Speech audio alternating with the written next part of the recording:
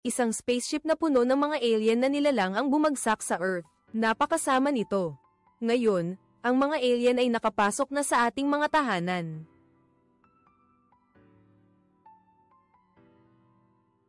Ang mas nakakabahala ay ang mga alien na nilalang sa barko. Nang kalawakan ay hindi lamang mga alien na humaharap sa ganitong kalamidad. Paano malalampasan ng mga tao? Ngayon, tingnan natin ang pinakabagong pelikula sa serye ng Alien, Alien Earth. Ang setting ng oras ng bahaging ito ay 2126 pagkatapos ng Alien Covenant at 2 taon bago ang Alien Part 1. Sa oras na ito, ang mundo ng tao ay umuunlad. Ang teknolohiya sa mataas na bilis at ang paghahangad ng walang hanggang buhay ay lumilitaw sa 3 pangunahing anyo. Una, ang mga taong pinahusay ng makina. Pangalawa, ang mga synthetic bilang mga katawan ng artificial intelligence. Pangatlo, ang mga hybrid, ibig sabihin ang pag-upload ng kamalayan ng tao sa mga synthetic. Kung aling korporasyon ang may mas superior na teknolohiya ang mamamahala sa universo. Una, tingnan natin ang kalawakan. Ang spaceship na Machino, na pagmamayari ng Weyland-Yutani Corporation ay kumukumpleto ng misyon at naghahanda na bumalik sa daigdig.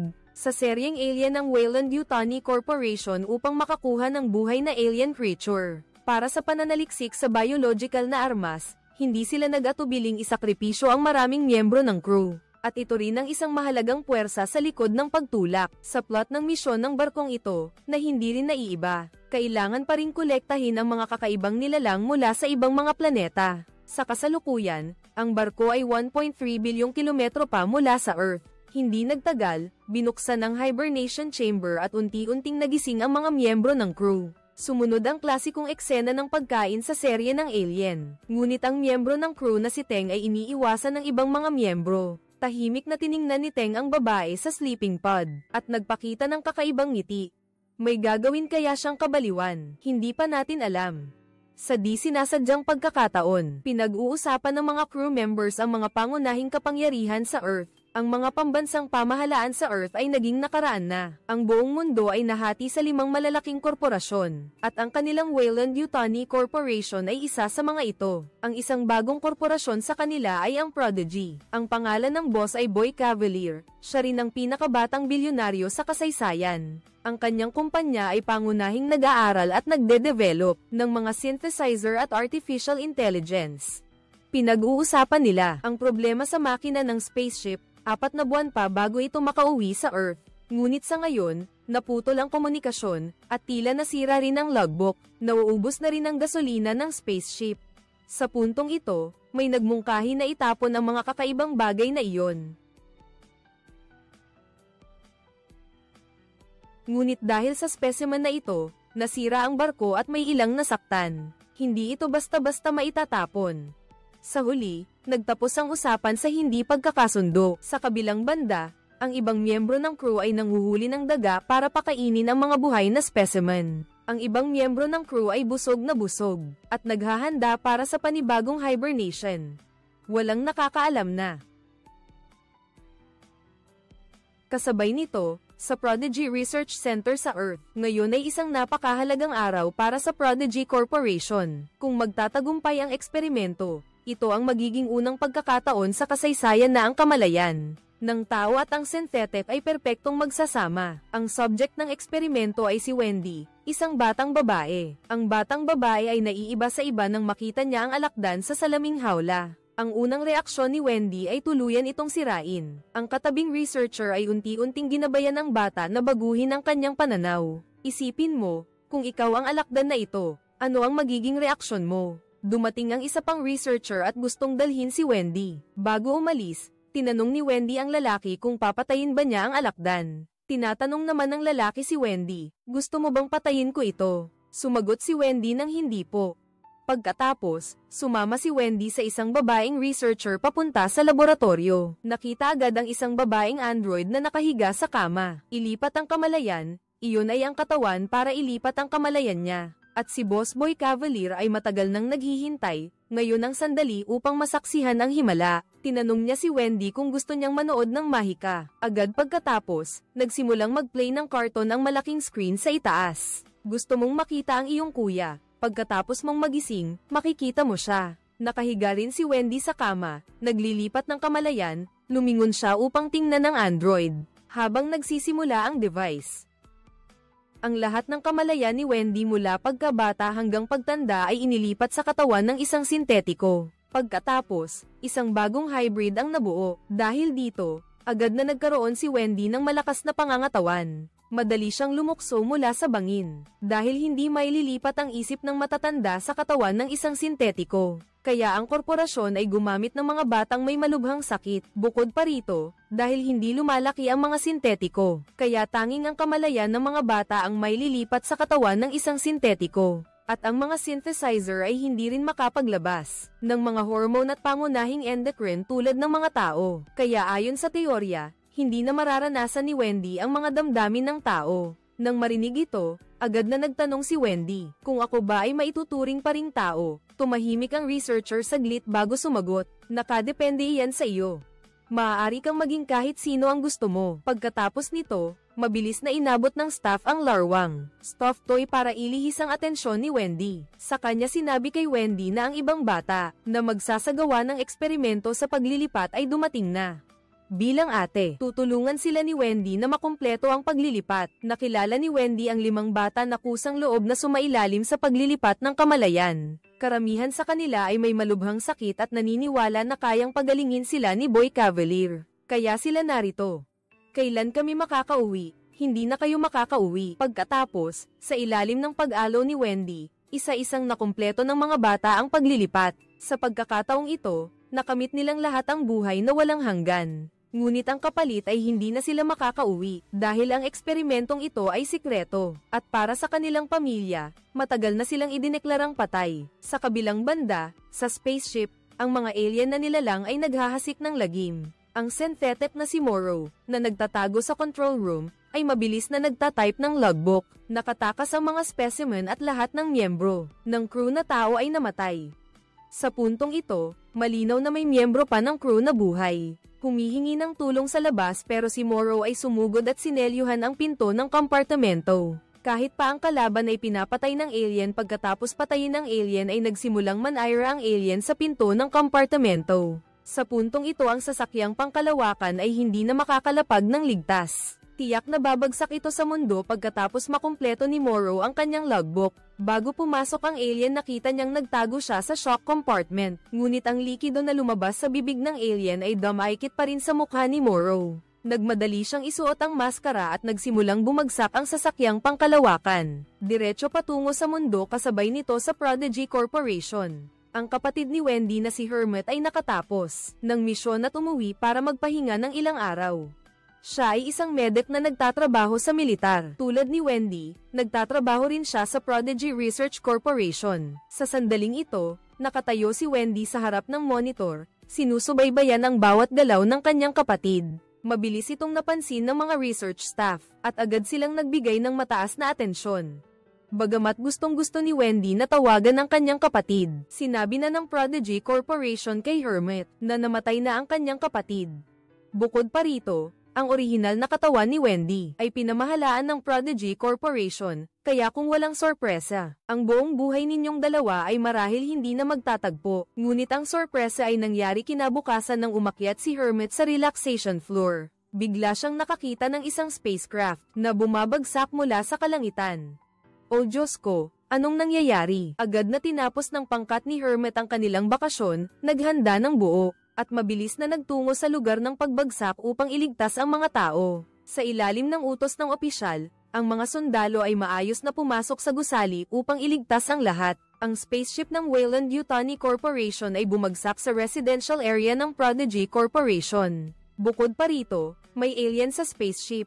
Ang kalamidad na ito ay tiyak na hindi magtatapos ng madali. Ang shockwave na nilikha ng impact ay yumanig sa buong gusali. Ang mga piraso ng pader ay gumuho at nahulog, na nagdulot ng pinsala sa mga tao. Pumasok sila sa loob kung saan makapalang usok at limitado ang paningin.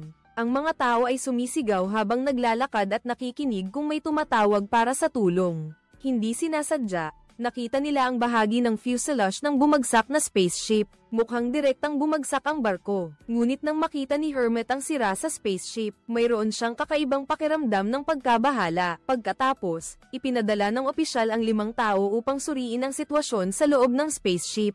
Si Hermit ay isa sa kanila, matapos suriin sa pamamagitan ng loudspeaker. May nakakilala na ang spaceship na ito ay ang research vessel ng Weyland-Yutani Corporation. Pagkatapos, hinati ng kapitan ang koponan sa 2 grupo at pumasok sa 2 pasilyo sa loob ng spaceship. Sa sandaling ito, sa cockpit ng spaceship, pinutol ni Morrow ang hatch at gumapang palabas. Ngunit agad niyang napansin na may iba pang mga tao. Ang pumasok sa loob ng spaceship ay isang loyal na android sa Weyland-Yutani Corporation. Agad na nagpadala si Morrow ng mensahe sa headquarters upang iulat na may nakapasok sa barko at hindi malinaw ang kalagayan ng specimen. Humiling siya ng mabilis na pagpapadala ng reinforcements mula sa headquarters upang tumulong. Sa kabilang banda, sa Prodigy Research Center, si Wendy ay nakikipag-ugnayan sa mga researcher upang mangolekta ng data tungkol sa brain activity.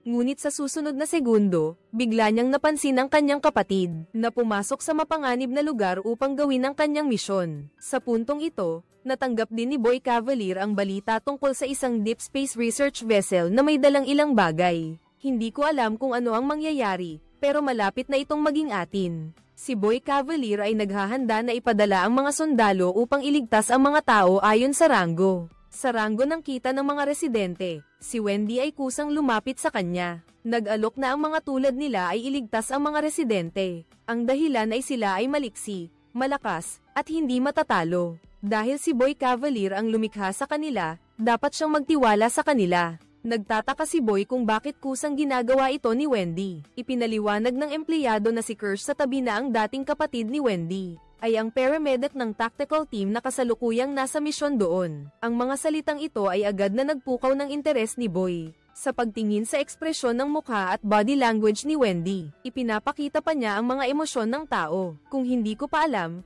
iisipin kong isa kang tunay na tao. Ako ay tao. Si Mai ay labis na interesado dito at pumayag na payagan ang mga hybrid na pumunta sa misyon, ngunit hiniling niya kay Kirsch na maging team leader na sasama. At sa buong misyon, lahat ng technical staff ay kailangang maging alerto upang subaybayan. Sa paggana ng utak, emosyonal na reaksyon at ekspresyon ng pinahusay na istrukturang pisyolohikal ng mga hybrid. Pagkatapos, mabilis na tumakbo si Wendy pabalik sa kanyang silid upang mag-impake, at nagmamadaling ipinaalam sa 5 iba pang hybrid. Sa ganoong paraan, mabilis na nagtipon ng 6. Sa pamumuno ni Kirsch, sumakay sila sa isang transport ship at nagtungo sa lugar kung saan bumagsak ang spaceship. Samantala, sinabi ni Kirsch kay Wendy na may nagtatakang mukha. Ang mga tao ay dating pagkain, kahit na sinubukan nilang paunlarin ang teknolohiya. Sinusubukang patunayan na ang tao ang nasa pinakamataas na posisyon. Ngunit kapag may lumitaw na mas malakas na nilalang, ang tao ay magiging pagkain pa rin. Ang tao, mula nang ipanganak, ay nagsimulang lumapit sa kamatayan. Ito ang kapalaran na walang sino man ang makakatakas. Hindi mamamatay ang kuya ko dahil ililigtas ko siya. Bumalik sa loob ng spacecraft, maingat na nagpatrolya si Morrow na may hawak na armas. Bigla niyang narinig ang boses ng rescue team. Nang pumasok ang 2 sundalo sa isang pasilyo, wala na si Morrow. Patuloy na nag-imbestiga ang dalawa nang hindi namamalayan na nagtatago si Morrow sa gilid at nagmamasid. Pagkatapos, pumasok ang 2 sa laboratorio na may mga buhay na specimen. Hindi nila napigil ang mapamura nang makita ang mga specimen na nakababad sa mga garapon. Napatayo ang kanilang mga balahibo, at pagkatapos ay nakakita sila ng bangkay sa sahig. Naramdaman nilang napaka-abnormal ng lugar na ito, kaya hindi sila nagtagal. Mabilis silang umalis sa silid, ngunit paglingon nila, nakasalubong nila ang malamig na baril ni Morrow. Kahit na sinabi ng dalawa na sila ay rescue team, pinilit pa rin ni Morrow ang 2 baguhan na ito na ibaba ang kanilang mga sandata. Pagkatapos, pinilit nilang bumalik sa laboratorio at iginapos sila sa isang dilaw na metal na poste. Ngayon, nagsimula na siyang habulin ang mga nakatakas na specimen. Ngunit habang nasa likod siya, isang kakaibang insekto ang lumabas mula sa kwelyo ng sundalo. Pagkatapos, umakyat ito sa kanyang leeg at kinagat siya ng malakas. Ang lalaki ay sumigaw ng malakas. Ang insekto na sumisipsip ng dugo ay naging isang malaking bukol. Agad ding namatay ang lalaki sa lugar.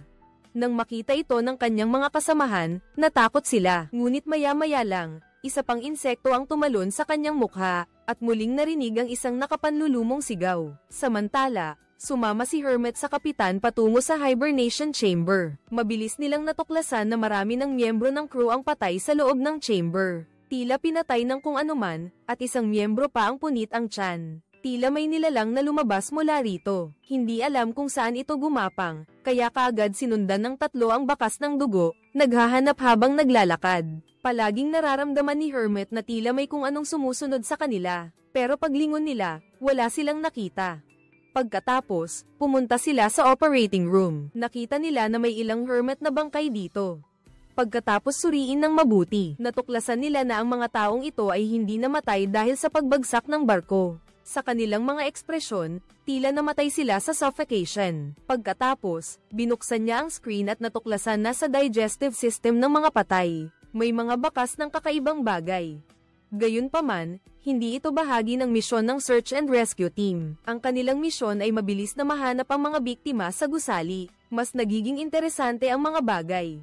Pagkatapos, nagpatuloy ang tatlo sa paghahanap sa unahan. Nakita ang daan na naputol dahil sa pagbagsak, kaya't ang kapitan ang nanguna sa paghahanap sa ibaba. Noon, sa Prodigy Research Center, isang babaeng researcher ay nanunood ng mga lumang video ng mga bata nang biglang dumating si Boss Boy. Siya ang namahala sa conglomerate 10 taon na ang nakalilipas. Unti-unti niya itong pinalaki hanggang sa kasalukuyang laki nito. Maaaring sabihin na siya ay isang tunay na henyo. Sa kasalukuyan, itinuturing niya ang kompetisyon sa ibang mga conglomerate bilang isang paligsahan ng talino, kung kaninong produkto ang mas mahusay. Ngunit sinabi ng babaeng mananaliksik, kung hindi natawa ang mga bata, ano ang silbi ng tagumpay? Narinig ito ni Boy at diretsahan niyang sinabi sa kanya, ang paggastos ko ng oras at pera para makalikha ng mga hybrid, ay upang makalikha ng isang nilalang na may pinakamataas na IQ, para makipagtalo si Boy sa isang matalinong nilalang, na makapagpapahanga sa kanya kahit minsan lang sa buhay niya. Sapat na iyon. At sa kasalukuyan, ang pinakakinagagalak ni Boy ay si Wendy, ang hybrid na nagpapakita ng pinakamahusay na pagganap. Bumalik tayo sa Hermit, nagpatuloy ang tatlo sa pagbaba, ngunit ang daan sa unahan ay naputol kaya kailangan mong tumalon sa kabilang hagdan. Ngunit kahit kaunting pagkakamali lang ay mahuhulog ka, at mamamatay ka agad. Ang pinuno ng koponan at isang miyembro ay naglakas loob na tumalon ng matagumpay. Ngunit habang naghahanda si Hermit na tumalon, biglang may kakaibang likido na damaloy mula sa itaas. Agad niyang itinaas ang kanyang baril, hinahabol ng isang nakakatakot na halimaw.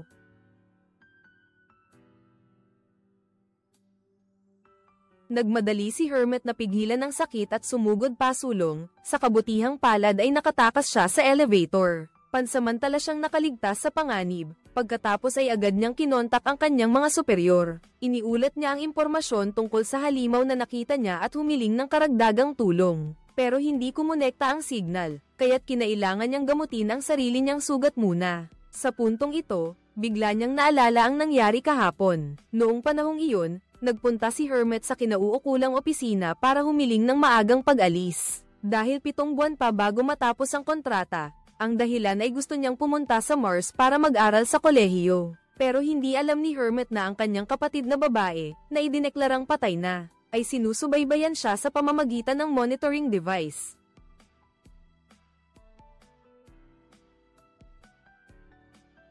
Ito ang linya sa karton na Ice Age. Ito rin ang isa sa mga paboritong biro ng dalawang magkapatid, kaya nang marinig ni Hermit ang sinabi niya, agad siyang nagulat at natigilan, at si Boy, na nagbabantay kay Wendy, ay napansin ding nakikipag-usap siya sa kanyang kapatid, sa pamamagitan ng pag-aayos ng code ng programa, kaya nagmadali silang kumilos upang pigilan ang dalawang magkapatid na magpatuloy sa pag-uusap, at tinanggihan din ang aplikasyon sa pagbibitiw ni Hermit. Bumalik tayo sa kasalukuyan, ang transport ship ni Wendy ay lumapag na malapit sa gusaling militar, at nang bumaba si Wendy sa transport ship, may naramdaman siyang kakaiba mula sa gusali. Tapos may narinig si Wendy na isang kalampag sa kanyang tainga. Agad niyang tinanong ang babaeng blonde sa tabi niya kung narinig din ito ang tunog. Umiling ang babaeng blonde na mukhang nalilito, napakunot ang noo ni Wendy. Nakaramdam siya ng kaunting kaba pagkatapos ay sumunod siya sa iba papasok sa control room. Alam niya na ang gusali ay may kabuuang 100 palapag, 80 palapag sa ibabaw ng lupa at 20 palapag sa ilalim ng lupa. Sa kasalukuyan ang panloob na komunikasyon sa gusali ay hindi pa naibabalik, at ang mga ulat ay patuloy na ina-update. Ang namumuno sa rescue team ay nag-aalala tungkol sa pagkasunog ng tubo. Ayaw makatiyak sa katatagan ng supply ng gasolina sa barko, lalo na't sigurado akong may radiation sa kabilang banda. Nakikipag-usap si Kirsch sa taong namamahala sa kabilang panig. Si Wendy ay personal na nag-aayos ng code para sa pagsubaybay, hanggang sa makita niya ang anino ng kanyang kapatid. Napahinto sa paghinga si Wendy. Pinalaki ang screen at nagtanong ng nagmamadali, anong palapag ito? Matapos malaman na ito ay palapag 65, mabilis na tumakbo si Wendy para iligtas ang kanyang kapatid. Nakita ito ni Kirsch, kaya sinabi niya sa mga lay na samahan siya, habang siya naman ang mamumuno sa iba pang mga lay upang imbestigahan ang sasakyang pangkalawakan. Kasabay nito, binabantayan ni Bay ang kilos ng mga hybrid sa pamamagitan ng monitor. Biglang dumating ang isang tauhan para ibalita na tumatawag ang Weyland-Yutani Corporation. Pagkakakonekta ng linya, ang kinatawan ng Weyland-Yutani Corporation ay nagpahayag ng kanyang paghingi ng paumanhin para sa pagbagsak ng spaceship. Nagpahayag din siya ng kahandaang magbigay ng kaukulang kabayaran. Gayunpaman, sa spaceship ay may ilang personal na gamit na kailangang makuha. Si Moy, bilang isang matalinong tao, ay agad na tumugon na ang mga bagay sa spaceship ay hindi ordinaryo. Ngunit iginiit ng kinatawan na ito ay isang space research vessel, at lahat ng nasa barko ay dapat ituring na personal na ari-arian, at humiling na magpadala ng team para bantayan ang barko at kunin ang mga gamit. Bilang resulta, tumanggi si Boy dahil hindi ligtas ang gusali. Sinabi pa niya na kung maglakas loob silang magpadala ng tao ng palihim, ito ay ituturing na isang kilos ng paghihiganti. Ngunit pagkatapos ng video call, sinabi ni Boy sa kanyang mga tauhan na siya gusto ang lahat ng nasa loob ng barkong iyon. Sa kabilang banda, pinangunahan ni Kirsch ang 4 na half-breeds papasok sa spaceship. Ayon, natuklasan nila ang isang alien na may kakaibang hugis, parang halaman ito, pero ang nasa itaas ay bahagyang gumagalaw na parang humihinga. Sinabi ni Kirsch sa 3 bata na pumunta sa ibang lugar para maghanap ng gamit para mahuli ito. Kaya nagpunta sila sa laboratorio, at pagpasok nila, nakakita sila ng alien na sumisip-sip ng dugo ng tao at naging malaking bukol. Dahil bata pa sila at hindi pa sila ganap na lumalaki, kahit na mayroon siyang kakaibang kakayahan, natakot pa rin siya sa nakita niya. Pagkatapos, nakita ng 3 ang isang sugatang kuting, na pilit lumalapit sa kanila. Sa sumunod na sandali,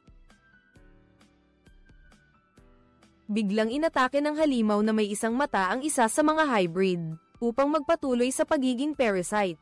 Sa kabutihang palad, malakas siya at naitaboy niya ito. Pagkatapos, nahuli ng isa pang hybrid ang halimaw na may isang mata. Sa wakas ay nalutas na ang panganib. Kasabay nito, natagpuan ni Wendy ang backpack ng kanyang kapatid. Malinaw na malapit lang siya, ngunit mabilis na nakita ni Wendy ang mga gasgas sa pinto. Mukhang ang elevator ay sinira ng isang malaking hayop, tulad ng oso. At ngayon, nagtatago rin ang hermit sa residential area. Sinubukan pa rin niyang kumontak sa labas, ngunit walang nangyari. Gayunpaman, sa kabutihang palad, nakilala niya ang kapitan. Narinig na may isang apartment pa sa palapag na ito na may mga residente na hindi pa naililipat. Kaya kumatok sila sa pinto at sinabihan silang lumabas kaagad para makatakas. Ngunit ang mga residente ay nagdaraos ng isang costume party. Hindi nila napansin ang hermit at ang kanyang kasamahan. Ngunit sa sumunod na segundo, nakita ni hermit ang alien sa likod ng kapitan. Ngunit huli na ang paalala, ang kawawang kapitan ay pinatay ng alien. Ang mga residente sa silid, nang marinig ang putok ng baril, ay lumabas upang tingnan. Ang resulta ay ang alien ay pumasok sa bahay at pinatay sila ng brutal. Ang pagkamatay ng kapitan ay nagtulak kay hermit. Kinuha niya ang baril at hinabol ito sa bahay. Ngunit nakita niya ang lahat ng tao sa bahay ay brutal na pinatay. Ang lalaking mayabang kanina ay kalahati na lang ng katawan. Sa sumunod na segundo, tumalon ang alien mula sa itaas. Nang papalayo na sana ang ermitanyo nang hilahin siya nito gamit ang buntot. Sa gitna ng panganib, may kumuha ng stun gun at pinatulog ang alien. Ang taong ito ay si Morrow, na dumating na pala. Gayunpaman, pagkatapos ay itinaas niya ang kanyang kamay at nagpaputok, na nagpatulog muli sa ermitanyo. Pagkatapos, binalot ni Morrow ang alien sa isang lamad. Nais niyang hilahin ito pabalik sa spaceship. Ang resulta, Pagkababa niya ng baril, habang hihilahin na ang alien papunta sa elevator, may ilang miyembro ng rescue team na lumapit. Nakita nilang may gumagalaw sa loob ng balot sa lupa. Agad na nagtaas ng alerto ang lahat at hiniling kay Morrow na itaas ang kanyang mga kamay. Nakita nilang may lalabas na mula sa balot. Alam ni Morrow na may problema na. Nang akalain niyang tapos na siya, naakit si Alan sa mga nakaligtas.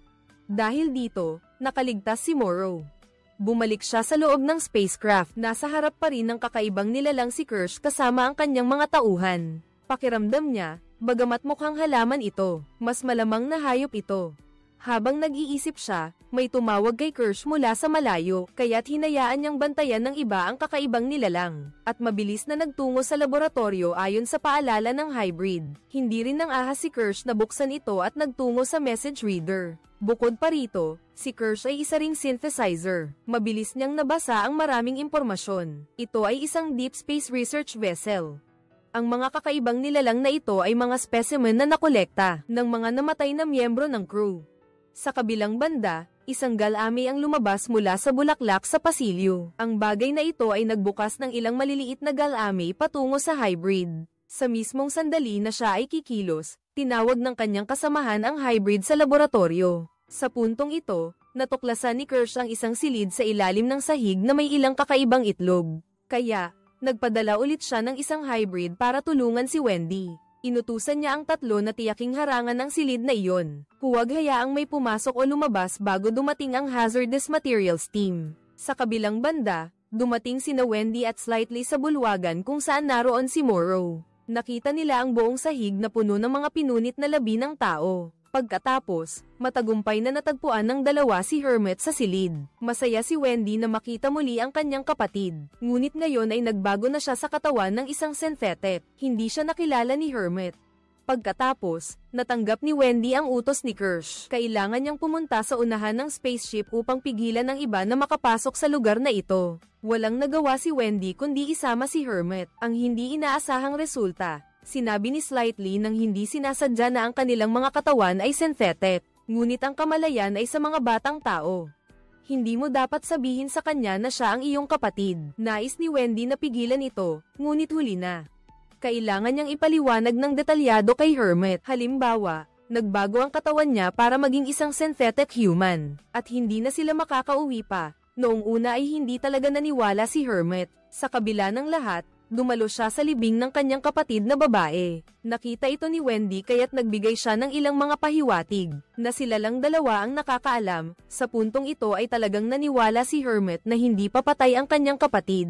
Nagyakapan ang dalawang magkapatid, pagkatapos ay pumunta ang lahat sa lugar na sinabi ni Kirsch. Nakita ang mga kakaibang itlog na iyon sa lupa. Nakita rin ni Boy mula sa malayo ang tanawing ito. Sa mga mata ng hybrid, kumislap ang kanyang mga mata na may kasob-ikan. Biglang narinig muli ni Wendy ang tunog na iyon, nararamdaman na tila may papalapit. Ngunit bago pa man niya lubusang maisip, sumugod ang alien at hinuli si Hermit. Ang nag-iisang buhay sa silid, nag-aalala si Wendy. Sinabi niya kay Slightly na manatili at bantayan ang mga itlog, habang siya naman ay nagmadaling humabol. Kaya ito ang nilalaman ng episode 1 at 2 ng Alien Earth. Ang setting ng pelikula ay ang simula ng serye ng Alien. Ang pelikula ay buong-buo na nagpakita ng diwa ng seryeng ito. Mula pa lang sa simula ay isang klasikong eksena na sa Alien 1, na nagbigay sa mga manonood ng buong lasa ng Alien franchise. Binago ng Alien Earth ang lumang motif. Ang kwento ay nangyari 2 taon bago ang Alien 1. Isang spaceship ang bumagsak sa Earth, nagpakawala ng 5 nakakatakot na alien species. Ang pangunahing karakter na si Wendy ay isang espesyal na hybrid ng tao at halimaw. Sa kanyang katawan, mayroon siyang dugo ng alien at tao. Kaya niyang maramdaman ang mga kilos ng halimaw, habang tinitiis ang tingin ng iba sa kanya na parang halimaw. Hindi pa malinaw ang unang 2 episode, marahil ay ipapaliwanag pa ito sa susunod na bahagi ng kwento. At ito ay agad na nagtatanong kung ano nga ba ang tao. Kapag ang isang tao ay may alien genes, maituturing pa ba silang tao? Kapag lumalaban sila sa mga alien, pinoprotektahan ba nila ang sangkatauhan? O nilalabanan ng kanilang sariling uri? Ang kwento sa hinaharap ay marahil ay magkakaroon ng 2 direksyon. Una, ang pagiging kalahating tao ni Wendy ay tiyak na susuriin ng mas malalim. Pangalawa, ang digmaan sa pagitan ng mga korporasyon. Nagpadala ng mga batang half-breed para kunin ang alien goods. Ang Weyland-Yutani Corporation ay tiyak na hindi mananatiling tahimik, maaaring direktang magdeklara ng gyera. Bukod pa rito, may isang espesyal na punto na dapat pag-isipan. Patuloy na lumalabas ang elemento ni Peter Pan sa pelikula. Iyon ay ang mga batang hindi kailanman tumatanda, na maaaring isang metapora na kapag ginamit ng mga tao ang teknolohiya upang takasan ang kamatayan, sila ay nagiging mga naliligaw na bata na nakulong sa kawalang hanggan. At ang tunay na pag-iral ay marahil nasa pagtanggap sa pagiging limitado ng buhay. Sa nakaraang episode, dinakip ng mga alien si Dr. Hermit, ang doktor militar. Ang kapatid ni Wendy, nag-activate ng rage mode, at sa isang kisap mata, naabutan na niya ang basement parking ng gusali. Sa bakanteng espasyo sa harapan, may ilang nakaparadang refrigerated vans. Balisa siyang tumawag ng ilang beses, nang mula sa isa sa mga sasakyan, narinig niya ang paalala ng kanyang kapatid. Nakarating na siya rito, paano paaatras si Wendy dahil lang sa hirap. Mabilis siyang sumugod sa kompartamento ng sasakyan kung nasaan ang kanyang kapatid. At natuklasan niya na ang kanyang kapatid ay nakapako ng alien sa isang metal na plato, bilang reserbang pagkain. Habang naghahanda ka ng malakas, biglang lumitaw ang anino ng alien sa labas ng sasakyan. Habang naghahanda ka ng malakas, biglang lumitaw ang anino ng alien sa labas ng sasakyan. Ngunit hindi ito sumugod sa pangunahing pinto. Sa halip, pinili nitong umikot sa bubong ng sasakyan, direktang sinaksak ni Wendy ang itaas. Nasugatan ng alien at naglabas ng malaking dami ng likidong asido. Nagulat ang dalawang magkapatid sa pagkamangha. Hindi nila inaasahan na ang nilalang na ito ay mapanganib. Si Hermit ay naghahandang lumabas ngunit tinamaan ng alien sa buntot at itinapon palabas. Bago pa man makatayo ang alien, sumugod na ito, na may nakakadiring laway na tumutulo mula sa bibig nito. Sa kritikal na sandali, inihagis ni Wendy ang matalas na bakal na kawil, na sakto namang nakabit sa bibig ng alien, gamit ang malaking lakas ng hybrid. Balak niyang hilahin ang alien papasok sa bodega sa likod. Naintindihan ni Hermit ang ibig sabihin ng kanyang kapatid, nahirapan siyang tumayo. Naghanda siyang makipagtulungan para isara ang malaking pinto, ngunit mali pa rin ang pagtansya ni Wendy sa lakas ng alien. Kaya siya mismo ay nahila papasok. Si Hermit sa labas ay labis na nag-aalala. Ang naririnig lang niya ay malakas na pag-aaway mula sa loob. Matagal bago niya nabuksan ang rolling door. Nakita lang ang ulo ng alien na nahati, at si Wendy ay tila malubha rin ng sugat. Hindi pa nakapagsalita ay bumagsak na sa lupa. Alam ni Hermit na gusto niyang iligtas sila ngunit malubha rin siyang nasugatan sa nakaraang laban. Kaya mabilis din siyang bumagsak sa tabi ng kanyang kapatid, hindi makagalaw. Samantala, ang pinuno ng rescue team na si Kirsch ay naglipat na ng datos mula sa bumagsak na Machino ship patungo sa headquarters. Masayang tumawa ang CEO ng Prodigy Corporation. Ang kanilang kakumpetensya ay ang Weyland-Yutani Corporation. Si Yutani ay gumastos ng daan-daang bilyon sa loob ng 60 taon para makuha ang mga alien specimen na ito. Paano niya nagawang madaling palampasin ang pagkakataon? Bilin ni Boy kay Kirsch na siguraduhing makakalap ang lahat ng specimen. Sa katunayan, mayroong 5 uri ng alien sa barko. 3 na ang nahuli sa unang pagsusuri pa lang. Tiwala siyang mapapalaki niya ang halaga ng korporasyon sa bagong antas. Hindi pa kasama dyan ang biological weapons. Maaaring pag-aralan at paunlarin mula rito. Nagpahayag din ng kanilang pagkabahala ang mga siyentipiko sa ilalim niya, dahil napakadelikado ng mga alien na iyon. Gayunpaman, ang batang si Boy ay tiwala, sa base na may laboratorio na may pinakamataas na antas ng proteksyon. Ang tanging ikinababahala niya ay ang mga hybrid. Ano na ang nangyari sa kanila, sila rin ay mahahalagang ari-arian ng korporasyon. Nang malaman niyang humiwalay si Wendy sa pangunahing grupo, pinigilan niya ang kanyang galit. Inutusan niya si Kirsch na ibalik ang kalaban ng buo sa anumang paraan. Sa kabilang banda, si Slightly, na iniwan ni Wendy upang bantayan ang mga itlog, ay mausisa na inoobserbahan ang paligid, na may kakaibang tunog na paminsan-minsan ay naririnig. Nagdulot ito ng matinding takot sa kanya, ngunit sa kabutihang palad, hindi nagtagal. Dumating ang iba pang mga kasamahan na kalahating dugo upang tumulong. Ang dalawa ay parang mga batang matagal nang hindi nagkita. Nagsimulang magmayabang tungkol sa kanilang mga karanasan. Sa sandaling ito, ang tanging nakaligtas sa barko, ang Moro synthesizer ay biglang lumitaw na may hawak na baril. Ang kanyang pangunahing misyon ay protektahan ang mga specimen. Ang alien ay walang anumang simpatsya sa tinatawag na rescue team na ito. Gayunpaman, May iba pang dahilan si Morrow sa pagpunta rito, ang i-upload ang lahat ng data ng barko sa kanyang katawan. Habang inililipat ang data, napansin din niya ang kakaibang katangian ni Slightly. Hindi siya tao, at hindi rin siya simpleng synthesizer. Biglang lumapit si Morrow at sinunggaban ang leeg niya. Kailan ba hindi na makina ang isang makina? Sa sandaling ito, dumating din si Kapitan Kirsch at nakita siyang tila walang takot. Si Morrow naman ay medyo nagulantang.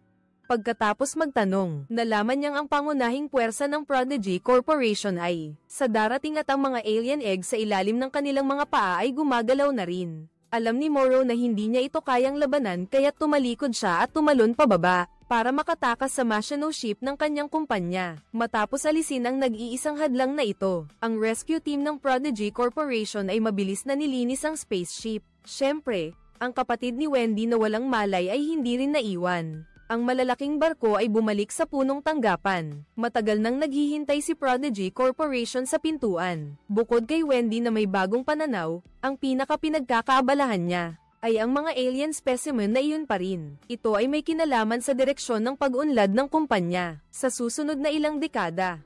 Gayunpaman, hindi ito nakalimutan ni Boy si Wendy. Una niyang pinuntahan upang suriin ang kalagayan ng mga sugat ni Wendy. Kailangang malaman na malaki na ang nagastos ng kumpanya sa kanya. Kung magkaroon ng anumang kapabayaan, malaki ang mawawala. Pagkatapos malaman na ang mga sugat ni Wendy ay nasa loob ng kakayahang gumaling. Nalilito ang binata na pumunta sa quarantine lab para tingnan ang mga alien na dinala. Para siyang nakatuklas ng isang bundok ng hindi pa nahuhukay na kayamanan. Tila naramdaman ng alien egg ang isang bagay at nagsimulang bahagyang umalag muli. Mabilis na itinulak ni Kirsch ang binata palayo. Nakakita na siya ng maraming nasirang bangkay dati. Nawasak sa barko, hinulaan niya na ang mga alien larvae ay mas gustong mabuhay sa katawan ng tao.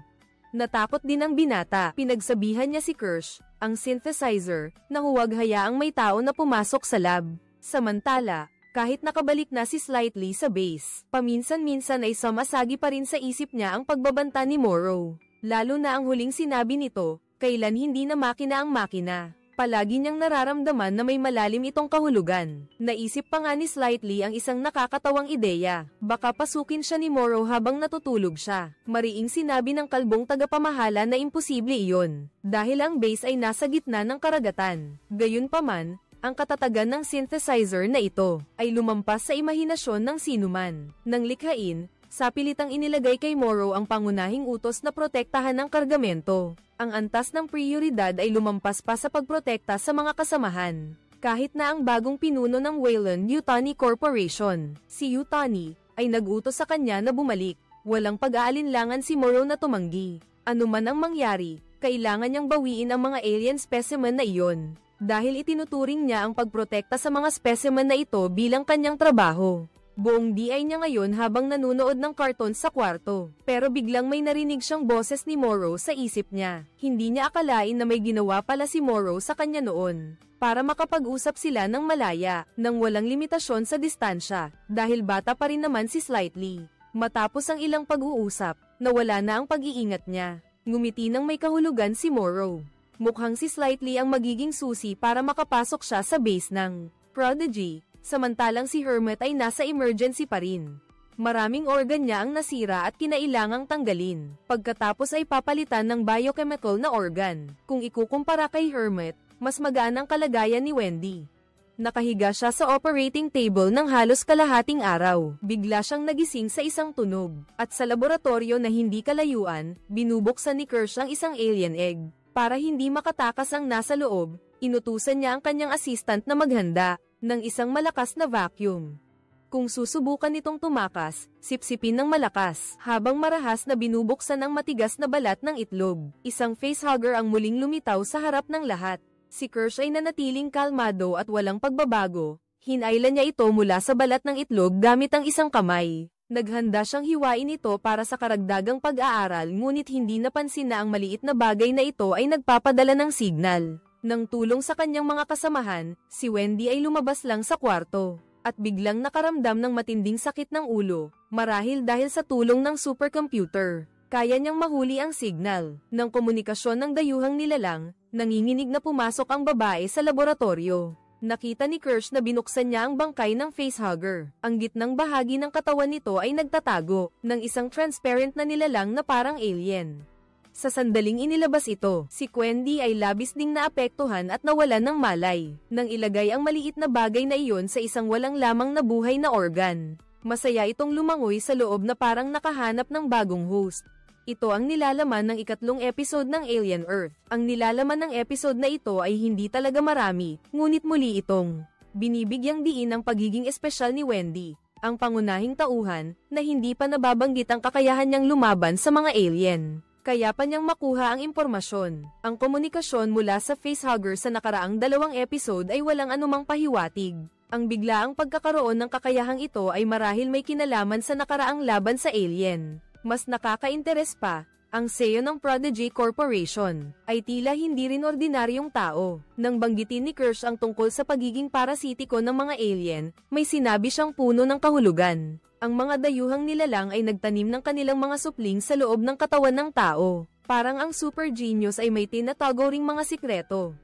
Dagdag pa, inamin niya mismo na mahal niya si Wendy, ang half-blood, dahil ibinuhos niya ang maraming pagsisikap sa kanya. Ang mga salitang ito ay nagdulot pa ng matinding hindi pagkakaintindihan. Mula sa isa pang half-blood genius, natutunan ng babaeng ito ang maraming wika. Mayroon pa siyang mas malalaking ambisyon. Palaging gustong makakuha ng pagkilala mula sa CEO. Maaaring maging unstable factor din siya sa Prodigy Group. Bukod sa henyong babae, binigyan din ng korporasyon ng maraming eksena ang mestisong si Nibs. Si Nibs ay tila laging nag-iisip tungkol sa kanyang pagiging mestizo. Maaaring sa huli ay gumawa siya ng mga bagay na ikapapahamak niya. Marahil maraming tao ang nagtataka kung bakit pinili ng Prodigy Corporation ang mga batang ito bilang mga subject ng eksperimento. Bukod sa teknikal na dahilan, may isa pang aspeto na isinaalang-alang ang superhenyong si Boy. Naniniwala siya na tanging mga bata lamang ang karapat-dapat na tawaging henyo dahil maaari silang pumasok sa mundo anumang oras, na may walang hang imahinasyon ay mas mahalaga kaysa sa anumang karanasan o kaalaman. Ito rin ang kalamangan na hindi mapapalitan ng mga matatanda. Gayunpaman, malinaw din ang kanilang disbentaha, nakakulangan ng karanasan sa buhay at kakulangan ng kakayahang humusga. Madaling malinlang ng mga taong may masamang intensyon. Dati, may nagreklamo sa koponan na nagpunta sila sa misyon sakay ng barko, nang hindi man lang nagdala ng baril. Ito ay talagang pagsasaalang-alang sa kaligtasan ng Prodigy Corporation. Sa huli, ang tunay na edad ng mga hybrid na iyon ay nasa kanilang kabataan pa lamang. Pakiramdam ko, ang pelikulang ito ay hindi lang tungkol sa halimaw na alien, kundi magkakaroon din ng mga talakayan tungkol sa lipunan sa pagitan ng tao at ng artipisyal na tao. Hindi maiiwasan na magkaroon ng maraming pag-uusap na pampanitikan. Ang mga manonood na gusto lang maranasan ang mga eksena ng pagpatay ng alien ay baka medyo mabaygo sa huli. Ngunit sa anumang paraan, ang pagdating ng alien sa mundo ay tiyak na dulot ng digmaang sibil sa pagitan ng mga tao o ng mga synthetic. Bukod pa rito, ang symbiotic na relasyon sa pagitan ng facehugger at ang alien ay sa wakas ay nagkaroon ng malinaw na paliwanag. Lumalabas na ang alien larvae ay palaging nakatago sa loob ng katawan ng facehugger. Kapag nakahanap ang alien ng bagong host, ituturok nito ang larvae doon upang patuloy na pakainin ang sarili nito. Ang episode 4 na ito ay tiyak na isang makasaysayang sandali na sapat na upang maitala sa kasaysayan. Ang sangkatauhan ay muling nakapagpaamon ng mga sikat na alien na nilalang. Malupit at walang awa tulad ng alam ng lahat. Ang mga alien na nilalang na ito ay pawang mga malamig na killer machines. Maaari silang perpektong mag-parasitize sa loob ng katawan ng host, kaya pa ngang pumalit sa ilang organ. Pagkatapos ng simpleng pagbabalat kayo, halos wala na silang dating nakakatakot. Iniisip ng mga sakim na tao na nabuksan na nila ang pinto patungo sa bagong mundo. Pero hindi nila alam na sa likod ng pinto na iyon ay ang walang katapusang bangin ng impyerno. Ang kwento ay nagpapatuloy mula sa nakaraang episode. Ang pangunahing tauhan na si Wendy ay ginambala ng isang hindi kilalang ingay. Pinagmulan at bigla siyang nawalan ng malay sa sahig ng laboratorio. Pagkatapos ng isang serye ng mga pagsusuri, kinumpirma na nakatanggap siya ng impormasyon. Komunikasyon mula sa mga dayuhan, napilitan ng pinuno ng pananaliksik na patayin ang pandinig na paggana. Ang kanyang kasintahan ay pilit na pinipigilan ang kanyang pananabik sa puso. Matalino tulad niya, natural na nauunawaan niya kung ano ang ibig sabihin nito. Agad niyang pinaalis ang mga hindi kailangan. Pagkatapos, Hiniling niya sa mga tauhan ng pananaliksik na ibalik ang paggana. Nang pandinig ni Wendy, pagkatapos ay sinimulan ng pagsimulate ng mga frequency ng komunikasyon ng mga alien. Mula sa pinakamababang hanggang sa pinakamataas na frequency, sa wakas ay nakumpirma ni Wendy ang saklaw ng mga sound frequency ng mga alien. Ngunit ang kakaiba ay hindi marinig ng ibang hybrid ang mga tunog na ito. Tulad ni Wendy na kayang pasukin ang network system sa kalooban niya. Palagi siyang may ilang espesyal na kakayahan na hindi inaasahan. Masayang lumapit si Boy at nagtanong, dahil kaya mong makilala, tiyak na kaya mo ring gawin ang mga tunog na iyon. Natigilan si Wendy ng ilang segundo, pagkatapos ay ginaya ng kanyang bibig ang tunog ng nilalang. Ang lahat ay namangha at hindi makapagsalita. Tanging si Kuya Hermit lang ang nakaramdam na napakakaiba. Agad siyang tumayo at pinutol ang pagsusulit ng pinuno ng research team, na mabilis ding nagpahayag ng kanyang saloobin. Sa puntong ito, napilitan si Boy na hayaan si Wendy na magpahinga muna. Ngunit hindi pa rin siya mapakali. Iniisip niya na kung makikipag-ugnayan siya ng direkta sa mga alien, ito ay magiging isang pambihirang tagumpay para sa sangkatauhan. Gayunpaman, tungkol sa mga hadlang, dapat din itong alisin kaagad. Sa unang pagkakataon na pumasok si Hermit sa kwarto ni Wendy, ang ilang bagay sa loob ay nanatili pa rin. Mga peklat noong bata pa siya. Dahil dito, lalo siyang nakumbinsi na si Wendy. Sa harap niya ay ang kanyang kapatid. Maraming beses na niyang gustong ibalik ang kanyang kapatid sa kanilang bayan upang manirahan. Ngunit dahil sa sapilitang panghihimasok ng Prodigy Corporation, hindi niya mahanap ang kinaroroonan ni Wendy. Sa puntong ito, dumating na si Boy sa laboratorio kung saan sinusubukan ng mga alien na nilalang. Nakita niya ang kambing sa loob ng salamin, at ang maliit na halimaw ay hindi natakot at lumapit. Pagkatapos ay dinurog nito ang eyeball ng kambing at pinalitan ito. Pagkatapos, marahas nitong inagaw ang kontrol sa katawan ng host. Nahuli ng namamahala na si Kirsch ang pagbabago sa waveform ng nilalang. Ito na marahil ang susi sa pagkontrol sa host. Hindi may kakaila na ang alien na nilalang na ito ay napakahusay na nag-evolve. Nasa labas ng salamin ang batang lalaki, sabik at hindi makapaghintay na makapasok, upang tuklasin ang lahat. Agad na pinaalalahanan ng kalbong butler, kung makatakas ang alien, hindi matutukoy ang mga kahihinatnan. Nakakalungkot, ang mga ito ay hindi saklaw ng anumang saklaw. Ang pag-iisip ni Boy, ang kailangan gawin ng butler, ay tulungan siyang alisin ang mga posibleng balakid. Kaya't agad na pinuntahan ng butler ang kuya ni Wendy na si Hermit. Pagdating pa lang niya, direkta niyang sinabi na hindi na kapatid ni Hermit si Wendy. Siya ay isang hybrid na malaki ang ginastos ng Prodigy Corporation para sa pananaliksik at pagpapaunlad. Gayunpaman, gusto pa rin ni Hermit na iuwi si Wendy.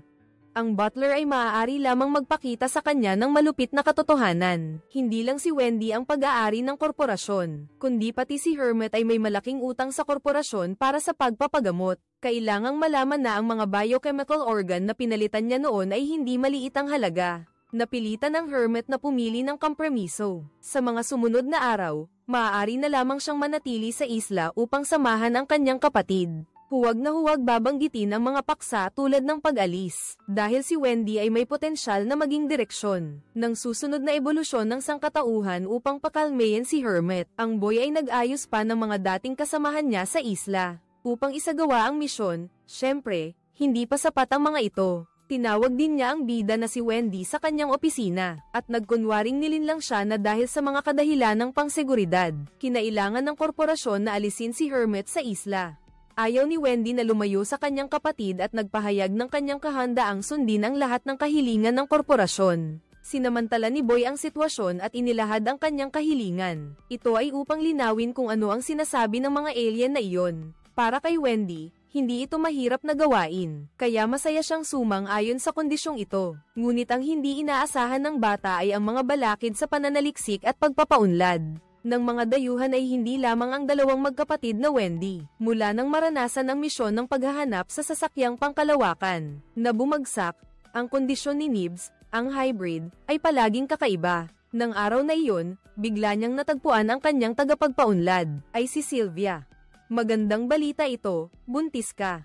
Para sa mga hybrid na ito, si Sylvia ay itinuturing na kalahating ina nila. Pagkarinig niya ng balitang ito, siya ay nabigla rin kaya hindi makapagsalita. Kailangang malaman na ang katawan ni Nibs ay hindi naiiba sa isang synthetic. Maliban sa silicon, paano naman ang mga metal na bahagi ay natural na mabubuntis? Gayunpaman, hindi nagpakita ng anumang reaksyon si Sylvia. Pumasok tayo sa opisina para mag-usap, sabi ni Nibs, noong umaga paggising niya. Malinaw niyang naramdaman na may nadagdag na maliit na buhay sa kanyang tiyan. Kaya naman, sigurado siyang magiging ina na siya. Si Sylvia ay nagkunwaring kalmado at nagpaliwanag. Ang pagbubuntis ay nangangailangan ng pagsasama ng lalaki at babae. Bukod pa rito, ang bagong katawan ni Nibs ay hindi kayang magbuntis. Pagkatapos ay sinubukan niyang ipaliwanag ang mekanikal na istruktura ng hybrid. Ngunit muli siyang bastos na pinutol ni Nibs. Nagulat si Sylvia, hindi pa siya nakakita ng ganoong kabastos na hybrid. Inakala niyang nakaranas ang kabilang panig ng isang insidente sa nasirang spacecraft, ngunit nang banggitin ni Sylvia ang mga dayuhan. Nagpakita si Nibs ng matinding pagiging agresibo, na lubos na ikinatakot ni Sylvia. Sa kanyang laman at buto, tiyak na madudurog ng hybrid sa isang iglap, kaya't nagkunwari siyang magtimpla ng tsaa at palihim na tinawag ang security ng korporasyon. Matapos paalisin si Nibs, hiniling ni Sylvia sa security na sabihin sa security director na mayroong insidente ng seguridad na antas 3 dito. Malinaw na ang marahas na pagkawala ng kontrol ni Nibs ay nagdulot sa kanya ng matinding kawalan ng kapanatagan. At ang hybrid na si Slightly ay isa ring problemadong karakter sa base. Mula nang makilala ang synthesizer na si Morrow sa spaceship, palihim silang nagtatag ng komunikasyon sa pamamagitan ng isang espesyal na paraan. Si Morrow, may sariling layunin, ay mahusay na nakipagkaibigan, upang si Slightly, na may isipang hindi paganap na hinog, ay naging kampante.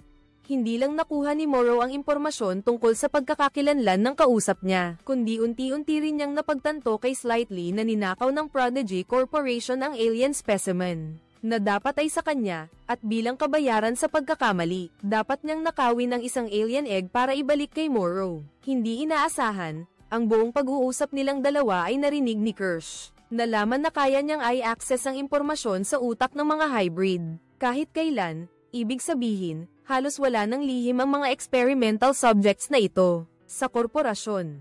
Gayunpaman, hindi ibinunyag ni Kirsch ang pagtataksil ni Slightly. Sa halip, maingat niyang ipinaalala sa kabilang partido na ang mga tao ay dapat umiwas sa masasamang pag-iisip at gawa, mas lalo pang hindi dapat manakit ng iba o gumawa ng mga bagay na makakasira sa korporasyon. Ngunit hindi pinansin ni Slightly ang mga salitang ito. Nang gabing iyon, nagtungo siya sa laboratorio, naghahanap ng pagkakataon upang tulungan si Morrow na magnakaw ng alien egg.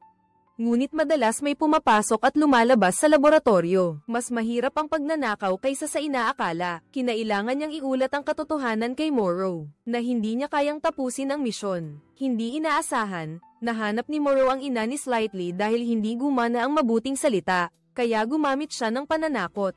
Nang marinig ang boses ng ina ni Slightly na labis na natatakot, ipinaabot niya ang kanyang kahandaang tulungan si Morrow sa anumang bagay. Ngunit ang pagnanakaw ng itlog ay lampas sa kanyang kakayahan. Naisip ni Morrow na tama ito, kaya binabaan niya ang antas ng kahirapan ng misyon. Kailangan lang ni Slightly na dalhin ng isang ordinaryong tao malapit sa itlog. Ang alien, pagdating ng oras, ang facehugger ay kusang sisira sa itlog. Lalabas ito at magiging parasitiko sa katawan ng tao. Pagkalipas ng 2 araw, hahanapin niya ang paraan para sunduin ang host na iyon. Nag-isip si Slightly saglit at sa huli ay pumayag sa hindi makatwirang kahilingang ito. Siyempre, ang pag-uusap nilang dalawa ay hindi nakaligtas sa pagbabantay ni Kirsch.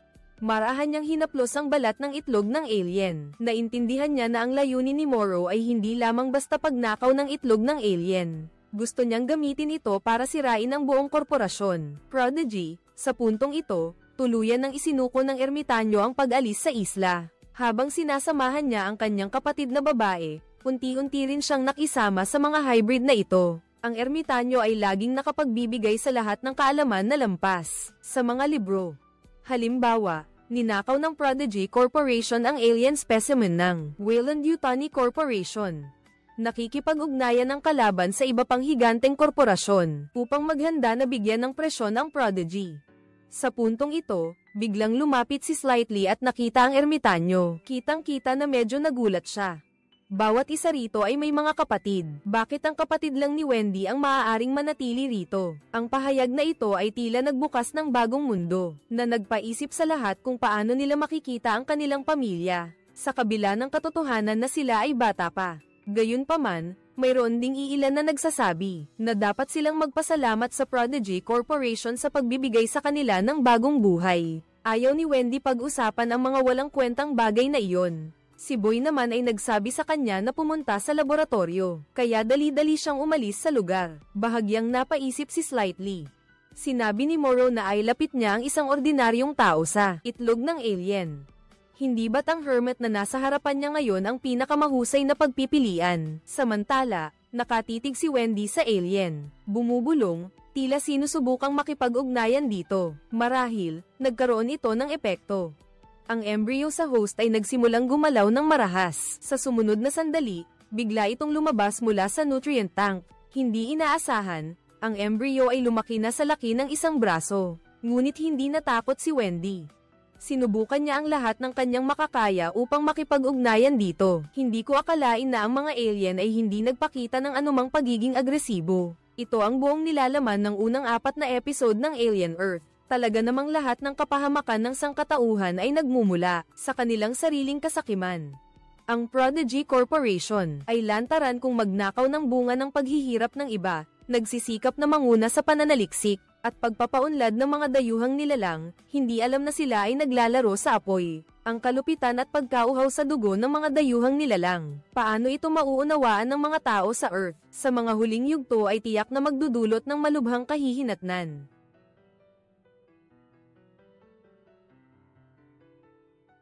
Ang alien na halimaw na maraming mata na tinatawag na T. Ocellus, hindi lamang makokontrol ang mga tao sa pamamagitan ng independenteng kamalayan, ngunit susubukan din itong agawin ang katawan ng isang mabangis na alien. Ang maliit na kaibigang ito ay mukhang mapusok ngunit sa katunayan ay may napakataas na katalinuhan. Nang makita nito ang kasamahan na nagbabalak tumakas, tinulungan pa nito. Walang nakakaalam na ang halimaw na ito ang isa sa mga salarin na nagdulot ng aksidente sa pagbagsak ng spaceship, 17 araw bago bumagsak ang barko. Nagising si Security Director Morrow ng kanyang mga kasamahan kagabi. Nasunog ang cargo bay ng mga alien. Bagaman napigilan ng apoy sa tamang oras, 2 kasamahan ang inatake. Nakaramdam si Morrow ng masamang kutob. Mabilis siyang pumunta sa medbay ng barko. Hindi niya inaasahan na ang umatake sa kanila ay ang mga facehugger na nanggaling sa mga itlog ng alien. Isa sa mga biktima ay ang kapitan ng barko. Agad na napansin ni Morrow ang hindi pangkaraniwan. Bakit biglang nasunog ang cargo bay? Bakit nabuksan ang kahon na may mga itlog ng alien? Gayunpaman, wala nang pakialam ang lahat sa mga bagay na iyon. Ang kagyat na prioridad ay iligtas ang kapitan, ngunit si Morrow ay matigas sa pagsunod sa mga regulasyon. Sino mang miyembro ng crew na nakipag-ugnayan sa dayuhang nilalang, ay dapat ilagay sa cryosleep hanggang sa matapos ang paglalakbay. Sa puntong ito, ang bise-kapitan ang may pinakamataas na ranggo. Inutusan niya ang lahat na suriin ang ibang mga lugar, upang matiyak na walang ibang dayuhang nilalang ang nakatakas. Galit na lumabas si Morrow sa medical room, at nakatanggap ng masamang balita mula sa mekaniko. Nasira ng sunog ang navigation system at ang thrusters. Ibig sabihin nito, ang kanilang barko ay maaari na lamang lumipad ayon sa nakatakdang ruta pabalik sa Earth. Sa ngayon, ang mga mananaliksik ay dumating sa laboratorio. Maingat na sinusuri ang bawat alien. Mukhang maliban sa 2 alien na nap-isa, wala nang ibang nilalang ang nakatakas. Gayunpaman, nararamdaman ni Morrow na hindi simple ang insidenteng ito. Malaki ang posibilidad na may nagtangkang manabutahe. Agad niyang iminungkahi sa Vice Captain na magdeklara ng emergency, para makapagsagawa siya ng formal na investigasyon. Ngunit nag-aalala ang Vice Captain na magdudulot ito ng gulo sa lahat. Tinitigan siya ni Morrow, iniisip na hindi sapat ang kakayahan niya para pamunuan ang buong barko. Pagkatapos ay muli niyang idiniin na responsibilidad niya ang tiyakin ang kaligtasan ng kargamento sa Earth. Mas mataas pa ang prioridad nito kaysa sa buhay ng mga tauhan. Sa ibang lugar, maingat na inilalagay ng doktor ang walang malay na kapitan sa kompartamento. Hibernating nang hindi napapansin ang kalbong crewmate. Si Teng na malapit ay nakatitig sa babaeng crewmate sa hibernation pod, na may kakaibang tingin. Mukhang hindi rin siya mabuting tao. Sa kasamaang palad, ang isa pang crewmate na inatake ng facehugger ay hindi ganoon kaswerte. Siya ay inilagay sa isang basurahan at itinapon sa kalawakan. Tahimik na pumunta si Morrow sa cargo hold. Ang mga dayuhang nilalang na ito ang layunin ng kanyang misyon. Sa sahig na hindi kalayuan, may malalim na butas. Ito ay nabuo mula sa kinain ng dugo ng facehugger. Agad na bumalik si Morrow sa control room upang tingnan ang camera na nagbabantay sa biglaang pagliyab ng apoy sa bodega. Ang kapitan at isa pang crew member ay tumakbo upang apulahin ang apoy. Ngunit hindi nila napansin na dalawang facehugger na ang napisa. Lumabas sila mula sa sirang kahon. Dali-daling ibinalik ni Morrow ang camera, at sa wakas ay nakita ang isang anino na sumisira sa kahon ng itlog. Mukhang tama ang kanyang hula, ang mga nakaraang insidente ay sinadya ng isang tao. Sayang, masyadong malabo ang kuha ng CCTV. Hindi makilala kung sino ang taong iyon. Agad na hinanap ni Morrow ang communication officer. Inutusan niya itong kunin ang call logs ng lahat ng crew. Ngunit sinabi ng communication officer na may sadyang nagtanggal ng mga archive. Sinusubukan niyang i-recover ang mga ito, ngunit kailangan niya ng oras. Ang vice captain ay hindi nasisiyahan sa ugali ni Morrow, kaya kusa niyang iniulat ang mga nangyari nitong mga nakaraang araw sa programa ng barko. Naniniwala ang kanyang ina na masyadong mapanganib ang mga alien specimen, at nagmungkahi na sirain ang lahat. Ngunit ang programa ng ina ay nagpadala ng 3 magkakasunod na mensahe. Ang pagkaligtas ng kargamento ang pangunahing misyon. Hinihiling na kumpirmahin ng deputy captain ang sagot, kung hindi, itatalaga nito ang security director na pumalit sa posisyon ng captain. Sa sandaling ito, si Morrow ay nasa kanyang silid pahingahan, binabasa ang sulat ng kanyang anak. Bawat linya ay puno ng pananabik. Ang paglalakbay na ito ay tumagal ng 65 taon. Kapag bumalik, marahil ang kanyang anak ay magiging kulay abo na ang buhok. Ngunit hindi niya inaasahan na ang kanyang anak na babae ay namatay sa isang sunog sa bahay. Sa edad na 19, ito ay naging isang panghabang buhay na sakit sa puso ni Morrow. Habang yakap niya ang sulat ng kanyang anak at nahuhulog sa pagtulog, nagkaroon ng problema ang barko. Nagmamadali siyang tumakbo sa tulay upang malaman na may nagtangkang magsindi ng apoy sa control room ng makina, na nag-iwan sa kanilang reserve ang gasolina na 8% na lamang. Ibig sabihin, sa loob ng 24 na oras, ang kanilang barko ay magiging isang pana na lumabas sa busog. Walang sino man ang makakakontrol pa. Sa sandaling iyon, muling tumunog ang alarm. Nagmamadaling tumakbo ang lahat sa cryo chamber at doon nila nalaman na ang halimaw sa katawan ng kapitan ay nakatakas na matapos sirain ang isolation chamber. Si Dr. Rahim, ang responsable sa pagbabantay, ay inosenteng nagsabi na hindi niya rin inakala na hindi kayang i-freeze ang halimaw. Pinutol ni Morrow ang paliwanag ng kausap. Wala nang silbi ang anumang sasabihin ngayon. Ang mahalaga ay hanapin ang halimaw na iyon. Iminungkahi ng bise-kapitan na gisingin ang iba. Ngunit mariing tumanggi si Morrow, na nagsasabing mas maraming tao, mas magulo ang sitwasyon. Bukod pa rito, ang dugo ng halimaw ay maaaring makasira sa katawan ng barko. Maaari lamang nilang gamitin ang mga electric gun upang harapin ito. Sa oras na ito, inoobserbahan ng mga mananaliksik ang gawin ng mga alien na insekto. Gaano man sila kagutom, hindi nila kinakain ng patay na hayop. Gayunpaman, nakita lahat ito ng T. Ocellus. Di nagtagal, sinabi ng mananaliksik ang isang nakakagulat na pagtuklas. Ang 2 insekto na pinagutom ay sa wakas nagsimulang kumain ng patay na daga. Masayang uminom siya ng ilang sip-sip ng maligamgam na tubig, hindi napansin na inilabas na ng isang insekto ang mga paa nito. Binuksan niya ang takip ng salamin. Napansin din ng T. Ocellus sa malapit ang eksena. Agad niyang kinatok ang salamin para makuha ang atensyon ng staff. Ang mahabang insekto ay umakyat palabas ng garapon at nangingitlog ng marami. Sa thermos ng staff, kakalapag lang niya sa T. Ocellus at hindi pa niya naayos ang salamin, nang biglang pumasok si Dr. Rahim. Nakita niya agad ang mahabang insekto. Agad itong ibinalik sa garapon. Doon lang napansin ng researcher na nakalimutan niyang isara ang takip. Pinayuhan siya ni Dr. Rahim na umalis na, dahil pinapatawag ng first officer ang lahat para sa isang pulong. Naalala lang ng researcher na dalhin ang kanyang bote ng tubig, at tuluyang nakalimutan ang garapon na naglalaman ng halimaw, na hindi pa pala nasasara ng maayos. Pagkaalis ng dalawa sa laboratorio, ginamit ng T.